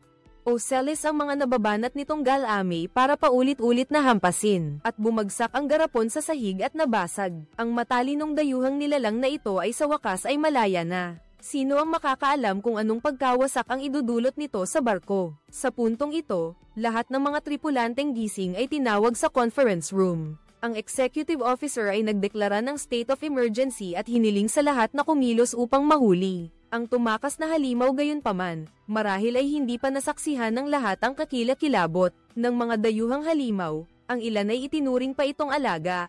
Ang researcher ay naglagay ng bote ng tubig sa mesa. Lubos na nakuha ang atensyon ng pulong. Ang apprentice na mekaniko ay kumakain ng biglang mabulunan. Agad niyang kinuha ang bote ng tubig ng research staff at uminom. Ilang lagok. Agad na pinalo ni Morrow ang mesa, sinasabing napakapabaya ng mga taong ito. Susunod, iimbestigahan niya ang bawat isa upang mahanap ang nakatagong saboteur. Hinihingi sa lahat na isumite ang kanilang mga log ng aktibidad sa loob ng 1 oras. Ang mag-aaral at guro ng mekaniko ay hindi kailangang sumali sa paghahanap ng halimaw, dahil kailangan nilang mabilis na ayusin ang nasirang makina ng barko. Gayunpaman, ang apprentice, pagkatapos uminom ng itlog ng insekto, ay mabilis na nakaramdam ng hindi maganda. Biglang nawalan ng lakas ang kanyang katawan, at tila may gumagapang sa kanyang tiyan. Hindi napansin ng master sa una hanggang sa makita niya ang apprentice, na biglang nagsuka ng maraming dugo at pagkatapos ay nawalan ng malay sa lupa. Sa ibang lugar, bumalik ang researcher sa laboratorio, at sa sandaling makita niya ang mga basag na salamin. Napagtanto niyang nakatakas ang Ocelles. Sa kabutihang palad, nanatiling kalmado ang pangalawang kapitan. Iniligtas ang mga tauhan ng pananaliksik, at sa huli ay nakulong ang halimaw sa loob. Sa oras na ito, iniimbestigahan ni Morrow ang bawat miyembro ng crew, kasama ang mga log ng aktibidad na isinumite kanina. Mabilis niyang natukoy ang mga bakanteng oras ng bawat isa. Gayunpaman, karamihan sa mga miyembro ng crew ay may alibay. Nang tanungin ni Morrow ang kalbong miyembro ng crew na si Teng, misteryoso siyang sumagot, "Bakit mo lang tina-target ang mga miyembro ng crew na gising?" Malinaw na may natuklasan siya, habang nakatingin sa mga kasamahan niyang babae sa hibernation bay. Naisipan ni Morrow nang marinig niya ito, habang naghahanda siyang kunin ang surveillance camera ng hibernation bay. Nag-notify ang computer na ganap nang na-restore ang communication log. Agad niyang binuksan ang call log ng bawat crew member, at mabilis na nakatuklas ng isang kaina-hinalang impormasyon. Ang Prodigy Corporation ay dating nakipag-ugnayan sa chief engineer, na humihiling na ibaba niya ang barko sa isang base na kontrolado ng Prodigy Corporation. Ang gantimpala, bukod sa malaking halaga, ay isang hybrid na katawan. Hindi inaasahan, matagal ng pinlano ng batang Seo, na agawin ng mga alien na nilalang na ito. Sa wakas ay natukoy ni Morrow ang especially iya sa barko. Gayunpaman, nang pumasok siya sa cryo chamber, natuklasan niyang matagal nang nawawala ang chief engineer. Sa puntong ito, nakatanggap si Morrow ng masamang balita, malapit nang mamatay ang apprentice. Binuksan ni na Dr. Rahimat ng research staff ang kanyang dibdib, at natuklasan ang 6 na parang garapata na nilalang sa kanyang esophagus. Ay baliw na sumisipsip ng dugo sa puso ni Dr. Rahim.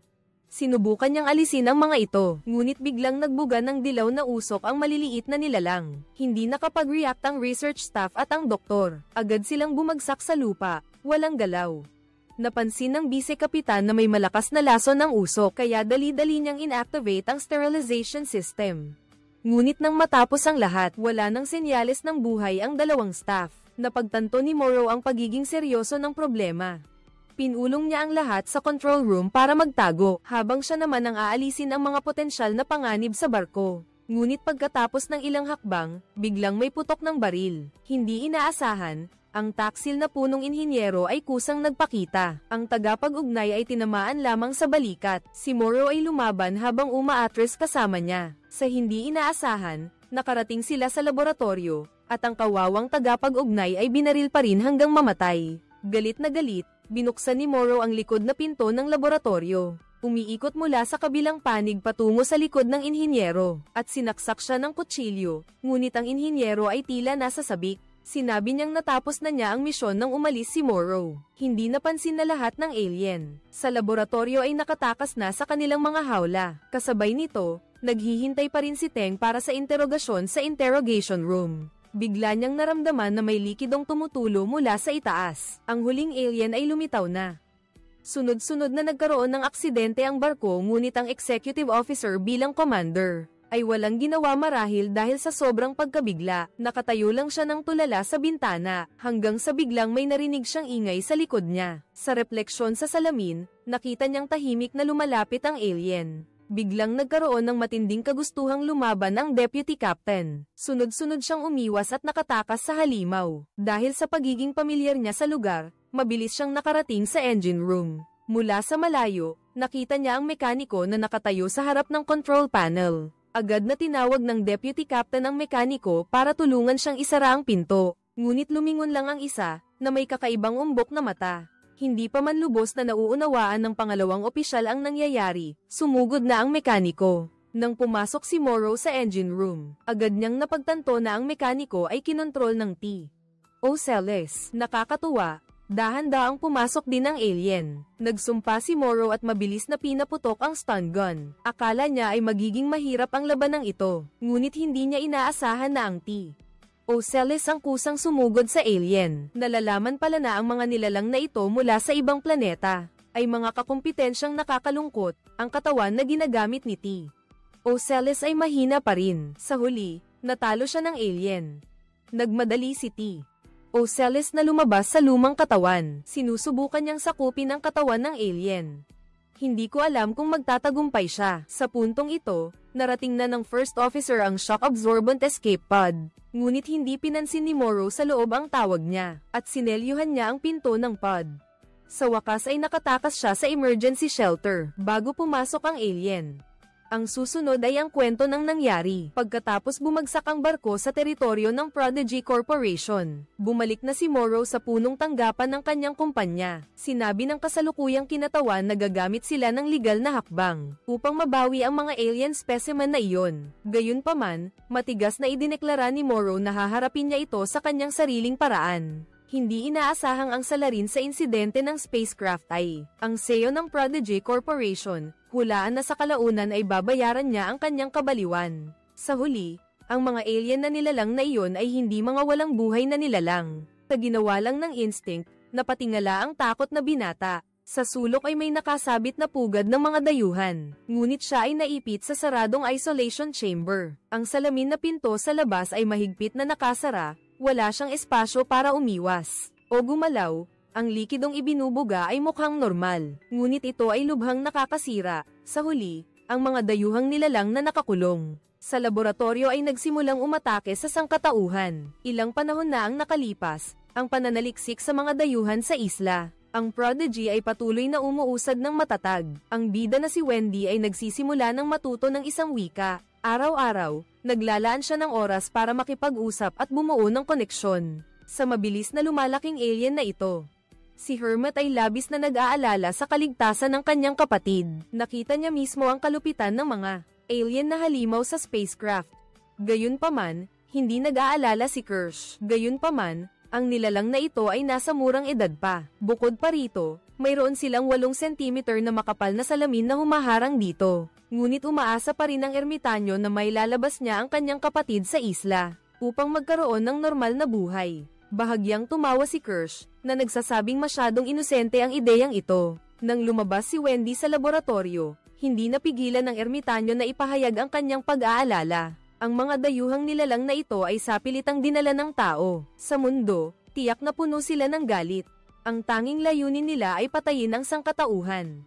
Gayunpaman, si Wendy ay naramdaman na makabuluhan ang kanyang pakikipag-ugnayan. Sa kalikasan, maraming halimbawa ng mga ligaw na hayop na napapabayaan. Kung may gusto pang sabihin si Hermit, agad siyang pinutol ni Wendy. Ito ang utos ng korporasyon, kailangan mo lang sundin at hindi pwedeng tumanggi. Sa tingin ni Hermit, dapat kontrolin ng kanyang kapatid ang sarili niyang buhay. Kaya nagmungkahi siya ng ideya na tumakas sa isla. Matatag na sumagot si Wendy. Paano kung ayaw mong umalis? Samantala, isa pang hybrid na nagngangalang Nibs. Mula nang matakot siya sa spaceship pagkatapos bumalik. Palagi siyang may kakaibang kilos, bigla na lang niyang sinabi na buntis siya. Mayroon pa siyang sobrang kilos kay Sylvia. Habang nagcha-charge si Nibs at pumapasok sa hibernation mode, isinaagawan ng mga tagapamahala ang full body scan sa kanya. Walang nakitang abnormalidad sa pisikal na istruktura ni Nibs. Ang tanging paliwanag ay psikolohikal na issue. Bago siya ay upload sa synthetic body, nakaranas siya ng psychological trauma. Kaya madali siyang maapektuhan ng emosyon, kahit na-adjust na siya pagkatapos. Ngunit sa kasalukuyan, tila hindi pa sapat ang antas ng interbensyon. Agad na ipinag-utos ni Butler Atom ang pag-aayos muli ng emotional module ni Nibs. at burahin ang bahagi ng alaala niya matapos makapasok sa bumagsak na spacecraft. Agad namang umiling si Research Team Leader Arthur bilang pagtanggi. Ayon sa kanya, nilalabag nito ang mga prinsipyo ng pangunahing nurturing plan at malaki ang posibilidad na mabago ang personalidad ni Nibs.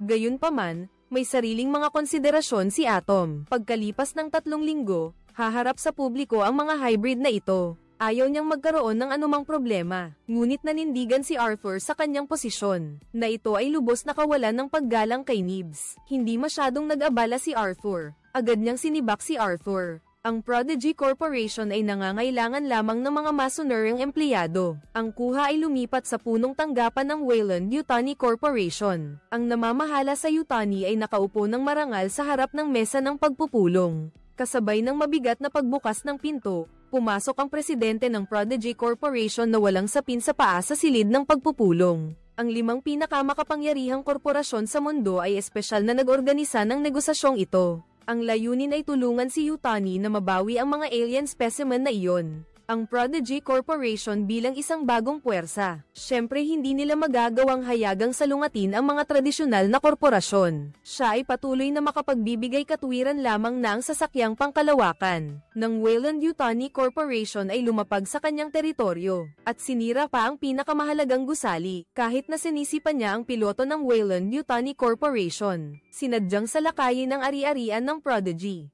Mabilis na sumuko si Yutani. Handa siyang bayaran ang pinsala at magbigay ng karagdagang kabayaran. Basta ibalik ng Prodigy Corporation ang mga bagay na pag-aari niya. Hindi nagpakita ng anumang saloobin si Boy, sinimulan niyang hulaan ang intensyon ng Weyland-Yutani Corporation. Inakala niya na ang mga alien na nilalang ay mga agresibong nilalang na may kaliskis, at ayon sa batas, iyon ay smuggling. Sa pinangyarihan, may mga abogado na kumakatawan sa 5 malalaking korporasyon. Nagmamadaling binawi ni Yutani ang kanyang sinabi na ang mga alien specimen na gusto niyang kunin ay para lang ipadala sa mga organisasyong pananaliksik sa agham para sa pag-aaral. Dahil umabot na sa ganito ang usapan, napilitan ding makipagkompromiso si Boy na ibabalik niya ang mga alien specimen. Pagkatapos ng 6 na linggong quarantine period, nag-aalala si Yutani na baka magdulot pa ito ng gulo, kaya kusang loob niyang dinobol ang halaga ng kompensasyon ng 5 beses. Para lang ibalik ni Boy ang mga specimen kaagad. Gayunpaman, binanggit ni Boy ang kasalukuyang batas, na nagsasaad na ang sinumang alien ay dapat ay quarantine sa loob ng 6 na linggo bago ito mailipat. Nagalit si Yutani, ngunit wala siyang pagpipilian kundi makipagkompromiso. Isang negosasyon tungkol sa pagmamay-ari ng alien specimen ang nagtapos sa ganoong paraan. Walang ginawa si Boy para lang maantala ang paghahatid ng specimen. Malinaw na mayroon siyang sariling mga kalkulasyon at plano. Pinayuhan ng mga tauhan ni Morrow si Yutani na bagaman mahigpit ang seguridad sa Prodigy Island, may paraan siya para makalusot sa depensa, at nakakuha ng alien specimen nang umalis si Morrow sa gusali ng headquarters. Sadyang pumasok si Kirsch sa elevator. Maaga niyang natuklasan na lihim na kinukumbinsi ni Morrow ang mga hybrid sa isla, ngunit hindi niya ito direktang inilantad. Sa halip, binalaan niya si Morrow na huwag gumawa ng gulo, kung hindi ay magiging malagim ang kanyang kamatayan. Hindi nagpatalo si Morrow at sumagot, magkikita tayo muli sa lalong madaling panahon. Ang kawawang si Slightly sa Prodigy Island ay muling nakatanggap ng mensahe mula kay Morrow, na humihiling sa kanya na tapusin ang plano ng pagnanakaw ng itlog ng alien sa lalong madaling panahon. Matagal nang napili ni Slightly ang target, iyon ang Hermit, ang tanging taong makakausap niya. Buong tapang na lumapit si Slightly sa kanya at nauutal na. Sinabi niyang gusto niyang dalhin si Hermit sa laboratorio para may ipakita. Puno ng pagdududa si Hermit.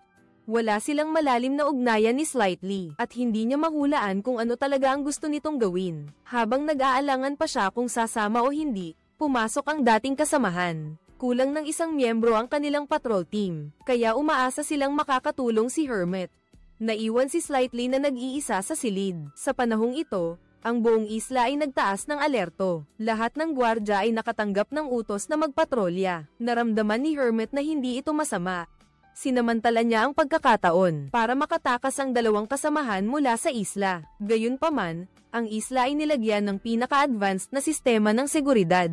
Pinayuhan siya ng kanyang mga kasamahan na talikuran ang plano. Ang pamumuhay sa isla ay mabuti naman, may pagkain, inumin, at sahod pa. ngunit sinabi ni Hermit na may mga halimaw sa isla. Gayunpaman, malinaw na inakala ng kanyang mga kasamahan na lahat sila ay, ano ang dapat ikabahala kung nakakulong ka. Ngunit totoo ba iyon? Pauwi na si Kirsch mula sa Weyland-Yutani Corporation. Tinawagan ni Yutani ang kanyang half-breed na assistant na si Tootles. May ilang oras pa siya bago dumating, kaya pinaalalahanan niya ang kausap, na huwag kalimutang pakainin ang mga alien. Sanay na si Tootles dito. Pagpasok niya sa laboratorio, isa-isa niyang dinala ang pagkain sa isolation room. Ang halimaw na tea. Oseloski na parasitiko sa tupa ay nakatitig kay Tootles. Mukhang naghahanap ng pagkakataong makatakas habang inihahanda niyang pakainin ang alien. Pero dahil hindi niya makontrol ang lakas niya, aksidente niyang nabali ang pinto. Ang mga bintanang may sira na Tootles ay kaya lang buksan ang salamin ng isolation room. Kinumpirma na ang alien ay nasa loob pa ng pugad, at hindi pa nakakalabas. Ginamit niya ang paa para hawakan ang salamin, at dahan-daang pumasok sa loob. Pero sa sandaling inilapag niya ang tray ng pagkain, ang katabing tea.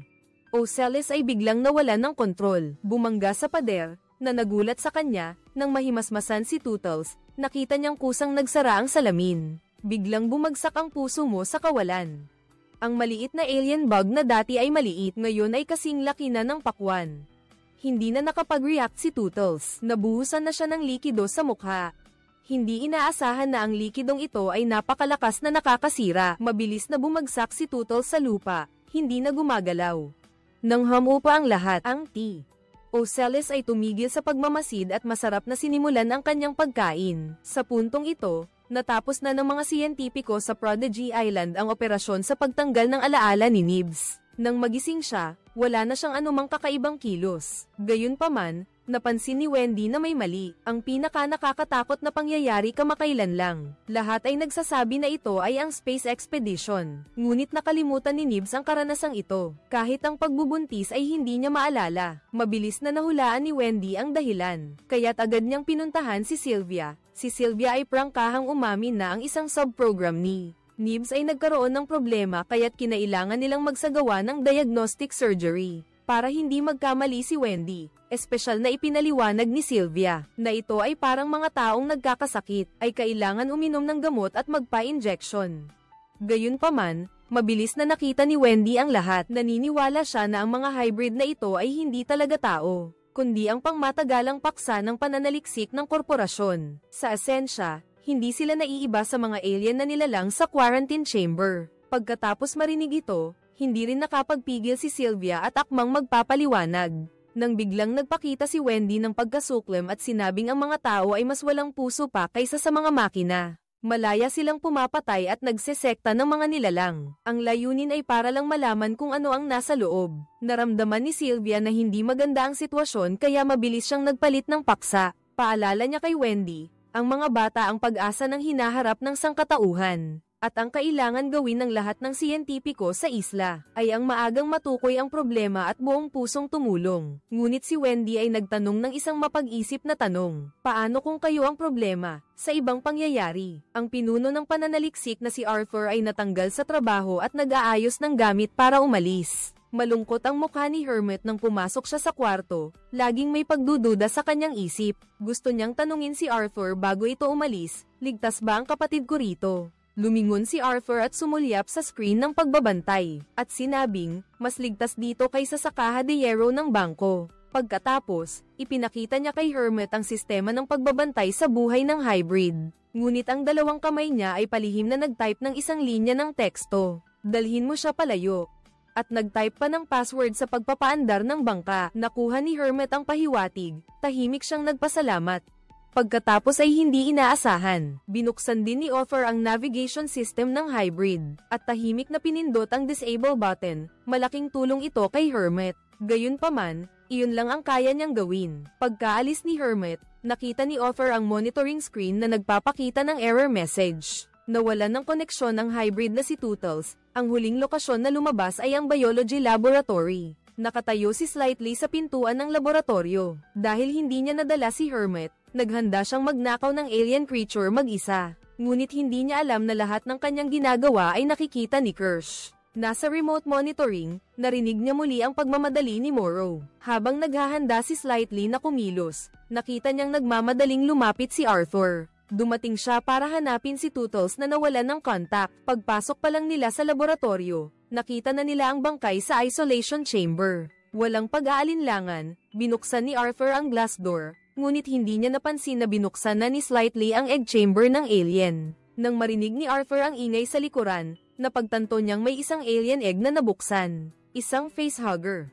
Namutla siya at gusto nang umalis ng laboratorio, ngunit ang pinto ay nakalock na ni Slightly. Paumanhin, ang iyong pamilya ay nasa kanyang mga kamay. Nakita rin ng pamilya na papalapit na ang panganib. Agad namang kinuha ng autor ang telepono para humingi ng tulong. Sa susunod na sandali, isang anino ang mabilis na damapo sa kanyang mukha. Sa labas ng pinto, dahan-daang lumingon si Kirsch at nasaksihan niya ang buong pagpatay. Ngunit nang tanungin siya ni Boy, sinabi niyang ayos lang ang lahat. Hindi nagtagal, bumalik muli si Slightly sa laboratorio. Hindi niya nalimutan ang utos ni Morrow, na balak niyang dalhin ang host na may facehugger sa isang partikular na lugar. Ngunit ganap niyang binaliwala ang pintuan ng isolation chamber ng alien insect, bukas pa rin. Sa kabutihang palad, sapat ang bilis mo para makapasok sa ventilasyon, bago dumating ang insekto. Ang sitwasyon sa Prodigy ay unti-unting nawawalan ng kontrol. Hindi lang ang alien ang nakatakas sa kulungan, kundi maging ang mga hybrid ay nagsisimula ng magising. Gayunpaman, hindi pa rin ito ang pinakamahalaga. Kakaiba ang ugali ni Kirsch. Siya ang namamahala sa mga isyu sa seguridad sa isla. Malaki rin ang tiwala ni Boy sa kanya. Ngunit si Kirsch ay nanatili lang na malamig, na nagmamasid sa lahat ng krisis nang hindi gumagawa ng anumang hakbang upang harapin ito. Hindi ko alam kung gusto niyang magbigay ng mahabang tali para makahuli ng malaking isda, o talagang mula sa kaibuturan ng kanyang puso ay nagkainis na siya sa lahat ng nasa Prodigy Island. At sinasamantala niya ang pagkakataong ito para sirain ito, kaya ano sa tingin ninyo ang mas malapit sa katotohanan? Sabihin ninyo sa amin sa comment section sa ibaba.